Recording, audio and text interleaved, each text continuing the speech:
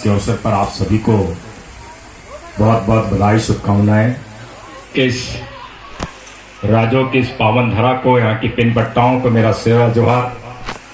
साथ ही आदिवासी समाज में जन्मे उन तमाम महापुरुषों को भी मैं सेवा जोहार करता हूँ। समय का अभाव है, क्योंकि मेरी कल बात हुई थी कि मुझे यहाँ 12 बजे पहुंचना था और 1 बजे यहाँ से प्रस्थान होना था। मेरे क्षेत्र में भी अभी 3 कार्यक्रम हैं, वहां से लगातार भी फोन आ रहा है। कुछ प्रशासनिक दिक्कतें और उनके वजह से भी कार्यक्रम विलंब से प्रारंभ हुआ और बहुत सुंदर, बहुत अच्छा कार्यक्रम आपने भी किया। मैं तहे दिल से आप सभी को सेवा जोहार करता हूं। पुनः मंच पर उपस्थित मेरे मित्र जो आपके मंडला जिले में सेवा देते हैं, BS मरकाम जी जो मेरे साथ में चलकर आए हैं, आरमो जी जो बिछिया से चलकर आए, स्वास्थ्य विभाग में जो समाज में लगातार निरंतर कार्य करते हैं, हमारे जो साथी हैं जो समाज के बीच में लगातार एक्शन एड के माध्यम से काम करते हैं, रजनी बरकड़े जी, वीके मैडम और मेरे सम्मानित बुजुर्ग, और खासकर मैं आप सबसे रूबरू होने का, आज आप सबके दर्शन प्राप्त करने का जिन्होंने अवसर दिया, भाई संदीप मरावी जी का भी मैं सेवा जोहार करता हूं, जो आप लोगों के बीच में मुझे आने का अवसर प्रदान किया। साथियों के बीच में जाके थोड़ा थोड़ा आप सब लोगों से सीखने का प्रयास करता हूं। मैं आज यहां सीखने की कड़ी में आपके बीच में पहुंचा हूं। आज हम सब लोगों के लिए बड़ा गौरव का विषय है। जब जिस समय इस देश को सोने की चिड़िया कही जाती थी, जब जल जंगल जमीन की जिस जंगल की बात अभी हमारे अरमो जी का, हमारे इशारों पे इस देश की जो धरती है, यहाँ की हवा है, यहाँ के पेड़ पौधे हैं, यहाँ के जीव जंतु हैं, ये हमारे इशारों पर चलता था। और ये सब उन लोगों के, कुछ चतुर लोगों के कारण हमारे हाथ से छिन गई और हम गुलाम हो गए। और गुलाम होने के बाद देश आजाद हुआ और देश आजाद होने के बाद देश में संविधान बना। और संविधान बनने के पहले पूरे विश्व में यह समझ में आया कि अगर सारे देश अलग अलग लड़ेंगे तो गड़बड़ हो जाएगा, इसलिए उसके लिए एक मानक बनाया गया, एक नियम बनाया गया, एक विधि बनाई गई और विधि के लिए कमेटी बनाई गई, जिसको यूनाइटेड नेशन बोलते हैं, संयुक्त राष्ट्र संघ, जो 1982 में उसकी स्थापना हुई। और ये न्यूयॉर्क में इसका मुख्यालय, अमेरिका न्यूयॉर्क में इसका मुख्यालय बना। लेकिन जब देखा गया कि इस देश की जो पर्यावरण है, इस देश की जो, इस विश्व की जो जैव विविधता है, इसकी जो सुरक्षा करने वाला जो व्यक्ति है वो लुप्त होते जा रहा है, उसकी संस्कृति लुप्त होते जा रही। कौन कर रहा था? आदिवासी, जिसको संविधान के अंदर में जनजाति कहते हैं, क्योंकि हमें आदिवासी जो संवैधानिक शब्द नहीं है, लेकिन जैसे दलित संवैधानिक शब्द नहीं है, लेकिन दलित जो शब्द है वो मायका है, एक आइकॉन है, एक पहचान है, वैसे पूरे विश्व के अंदर आदिवासी एक पहचान है। और इन आदिवासियों को सुरक्षित करने के लिए, इन आदिवासियों की संस्कृति, इनकी सभ्यता, इनकी भाषा, इनकी पहचान को सुरक्षित करने के लिए पहली बार 1982 में, 9 अगस्त 1982 में महासभा का गठन हुआ, ट्राइबल महासभा का, आदि जनजाति महासभा का पूरे विश्व में। और उसी दिन को आदिवासी विश्व दिवस के नाम से पूरे राष्ट्र के अंदर मनाया जाता है। साथियों, बहुत सारी बात इसके अंदर है। यूनाइटेड नेशन ने भारत ही नहीं, पूरे विश्व के आदिवासियों के लिए घोषणा पत्र तैयार की गई। और उस घोषणा पत्र में बहुत सारी बातें हैं, क्योंकि उसको विस्तार पर कभी मौका मिलेगा तो मैं आपसे जरूर उस बात को आपसे रूबरू होऊंगा और उस बात को आपसे जरूर करूंगा, लेकिन समय का अभाव है। लेकिन सबसे बड़ा सवाल हमारे बीच में आज खड़ा है, जो हमारे पुरखों की धरती है, जो हमारे बाप दादा जहां निवास करते हैं, आज वो हमारे हाथ से छीनी जा रही है। हमें हमारे पुरखों की धरती में जिंदा रहने के लिए आज सोचने को मजबूर है। आप तो जिंदा हैं, लेकिन आपके बच्चे कैसे जिंदा रहेंगे, इसके लिए आपको चिंता करना है। हमें इस 9 अगस्त के अवसर पर इससे संकल्प लेना चाहिए, लेना चाहिए कि अभी यार मोदी बता रहे थे वन अधिकार मान्यता कानून 2006 में यहां सारे लोग जो पारंपरिक रूप से वन में रहते हैं, पारंपरिक रूप से निवास करते हैं आप, और यहां सारे के सारे आदिवासी में पूछना चाहता हूं कि आपके पास में वन अधिकार मान्यता कानून का पट्टा है? आपने अगर वन अधिकार मान्यता कानून के लिए पट्टे के लिए अगर दावा प्रस्तुत किया, आपको मालूम है कि आपके दावे को स्वीकार किया गया कि नहीं किया गया? कितने लोगों को मालूम है? मालूम है क्या? नहीं मालूम है। सुप्रीम कोर्ट का एक फैसला आया 20 फरवरी 2020 को, 12 फरवरी 2020 को, कि भारत देश के अंदर 13 लाख से भी अधिक जो अनधिकार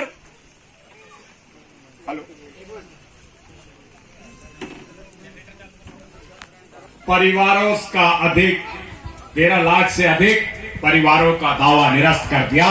मतलब पूरे भारत देश के अंदर में 1 करोड़ से ऊपर आदिवासी बेदखल किए जाने के इस देश की सुप्रीम कोर्ट ने निर्णय लिया।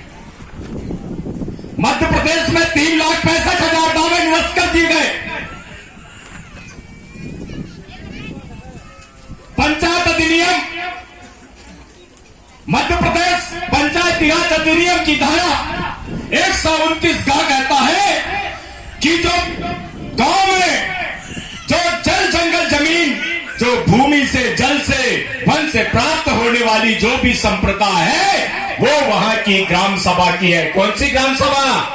ये बात समझने की है। पंचायत की ग्राम सभा सरकारी नहीं, जो आपकी पारंपरिक ग्राम सभा है उसके अधीन आपके खनिज संपदा, वन संपदा और जन संपदा, ये इस देश का पैसा कानून करता है।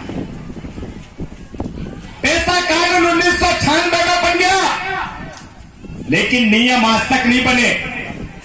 24 साल हो गए, देश को आजाद हुआ 74 साल, पैसा कानून आदिवासियों के लिए कानून बना बुढ़िया कमेटी के माध्यम से। 24 साल के अंदर में इस देश की केंद्र और राज्य की सरकार ने नियम नहीं बनाई, केवल आदिवासियों के हाथ में झुंझुना बना। क्योंकि अगर आप 5वीं अनुसूची का कानून पढ़ते, हमारे लोग संविधान नहीं जानते, संविधान कितने लोग पढ़ते बताओ जरा? पढ़े हैं? कितने लोगों ने संविधान की किताब देखी?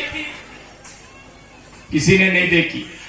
क्योंकि आपके जो अधिकार है, इस देश के भारत का संविधान, इस भारत के संविधान के अंदर में लिखा है, और भारत के संविधान में 98 जगह आपके लिए हक और अधिकार इस भारत के संविधान के अंदर में इस देश के जनजातियों के लिए लिखा है। लेकिन हम लोगों को बात की जानकारी नहीं। 5वीं अनुसूची की बात हम करते हैं। भारत के भाग 10 में 244(1) जो 5वीं अनुसूची, जहां पर आपको सीधा स्वतंत्र और प्रशासन का अधिकार देता है, आपके ऊपर में इस देश की कोई भी कानून लागू नहीं होती, लेकिन इस देश के अंदर में उस कानून को भी खत्म करने का षड्यंत्र। आपके बिगड़ सहमति के आपके जमीन को नहीं ले सकती। इधर बिरसा मुंडा जी की तस्वीर आपने लगाए। बिरसा मुंडा जी ने एक नारा दिया था, अबुआ दिसुम अबुआ राज। दिग्विजय सिंह के सरकार में किताब निकली थी पंचायत की, उसमें लिखा था मावा नाटे मावा राज। अबुआ दिसुम मुंडाई भाषा में, अबुआ दिसुम अबुआ राज मुंडाई भाषा में कहते, गोंडी में कहते नाटे मावा राज, और हम उसको सीधे तरीके से कहते मेरे गांव में मेरा राज। क्या आपके गांव में आपका राज है क्या? 5वीं अनुसूचित क्षेत्र में सारे सरपंच आदिवासी, उप सरपंच गैर आदिवासी, पूरा पंचायत उप सरपंच चला रहा, सचिव चला रहे। कहां का आपके गांव में आपका राज है? आपके एक फॉरेस्ट विलेज से अभी आप चले जाओ, वहां से एक लकड़ी काट के नहीं ला सकते जंगल से। जंगल के अंदर मच्छी मार नहीं सकते। राजस्व विभाग का आदमी आता कहता है आपकी जमीन 2 फीट की है, तो उसके नीचे 2 फीट के नीचे आपके पास में आपके अधिकार नहीं है। मैं पूछना चाहता हूं, समता जजमेंट 1997 कहता है कि इस देश की जिसकी जमीन खनिज भी उसका होना चाहिए इस देश का सर्वोच्च न्यायालय।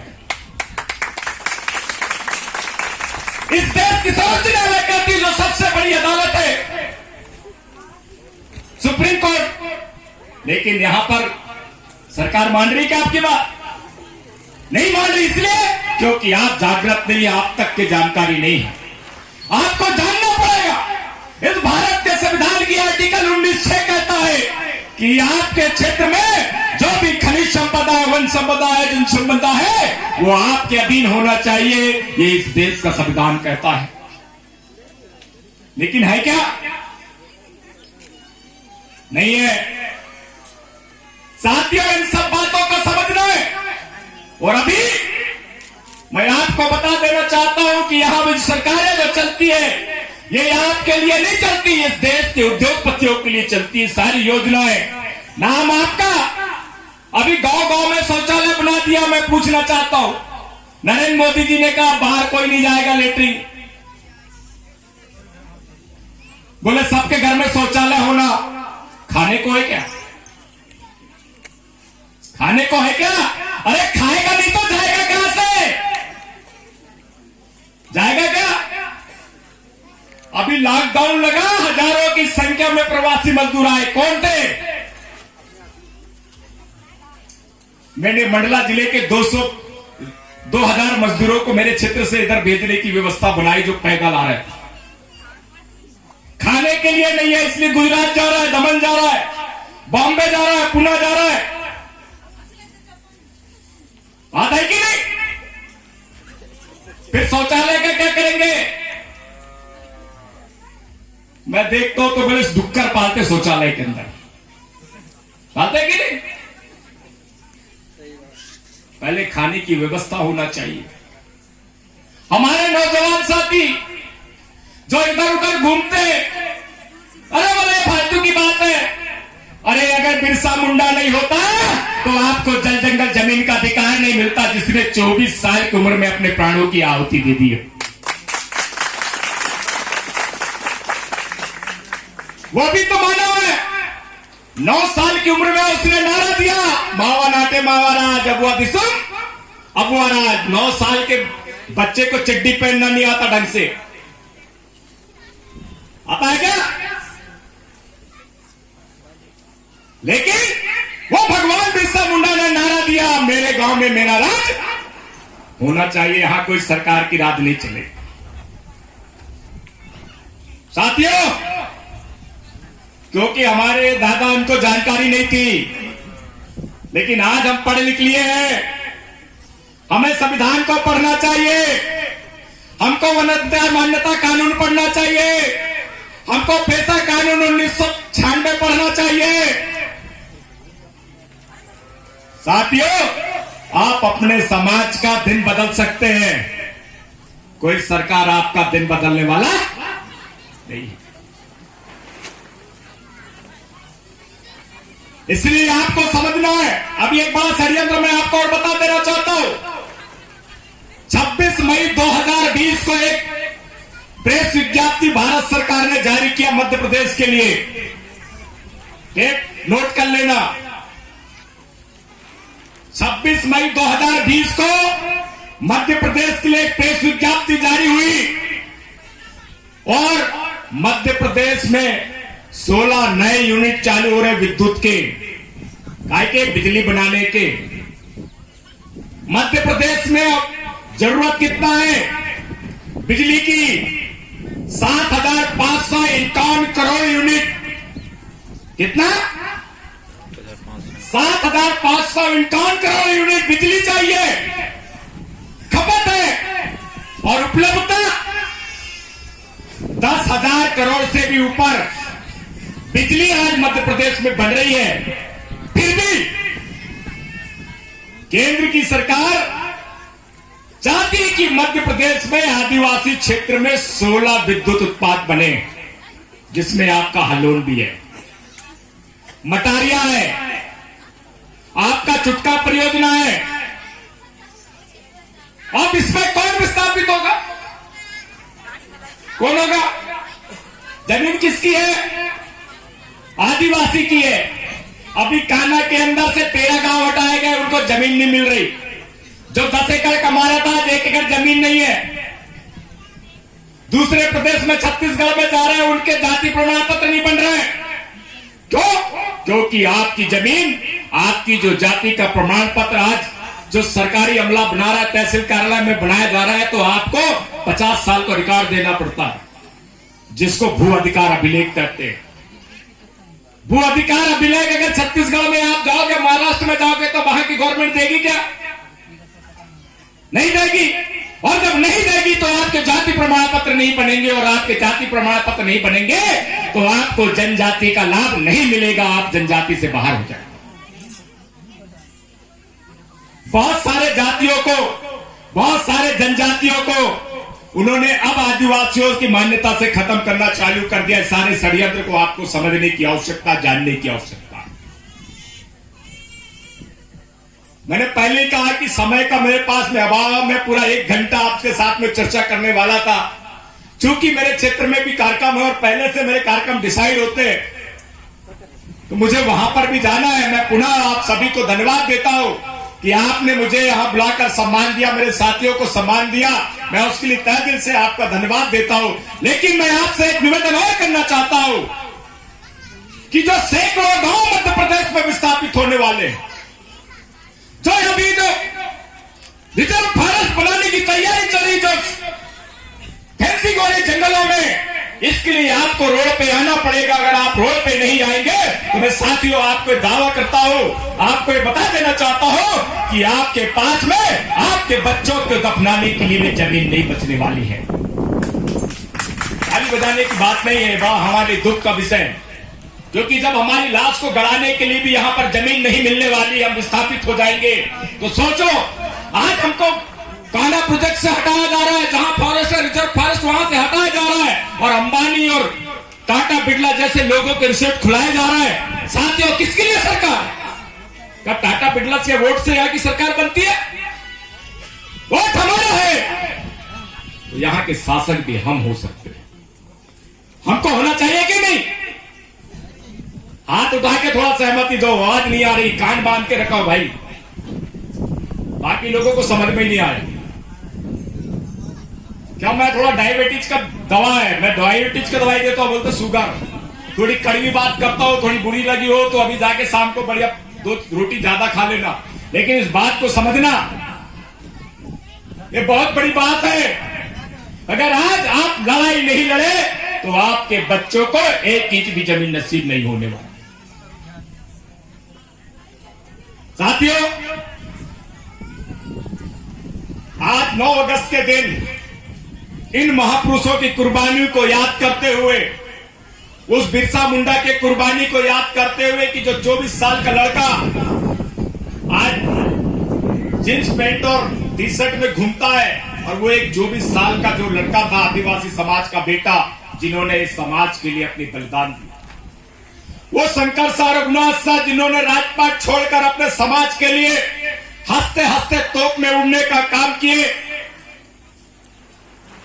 अरे वो जयपाल सिंह मुंडा, जिसने इस देश को सबसे पहला गोल्ड मेडल हॉकी में दिलाया, और जिसके कारण इस देश के अंदर में जब वो पार्लियामेंट में गए तो इस देश के अंदर में, भारत के संविधान के अंदर में 5वीं अनुसूची जैसा कानून लिखा गया, आदिवासियों के अधिकार लिखे गए।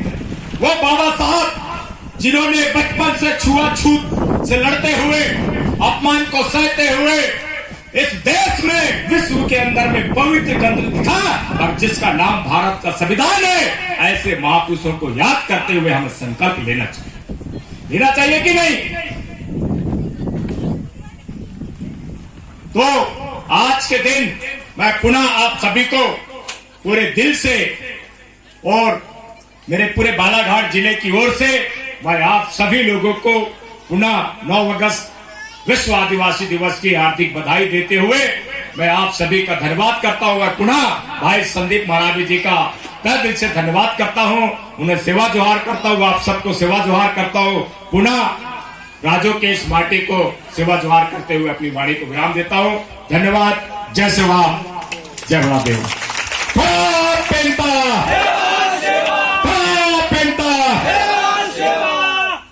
मैं बच्चे बच्चे को सिखाना है, आप कहेंगे आदिवासी को बचाना है। बच्चे बच्चे को सिखाना है, आदिवासी को बचाना है। आवाज नहीं आ रही। अभी इधर पे नाश्ते की व्यवस्था है, चिंता मत करो, थोड़ा आवाज निकालो। बच्चे बच्चे को सिखाना है, आदिवासी को बचाना है। बच्चे बच्चे को सिखाना है, आदिवासी को बचाना है। मैं कहूंगा एक तीर एक कमान, सारे आदिवासी एक तीर एक कमान, सारे आदिवासी एक समान, एक तीर एक कमान। सारे आदिवासी एक समान। धन्यवाद। जय शिवा, जय जोहार।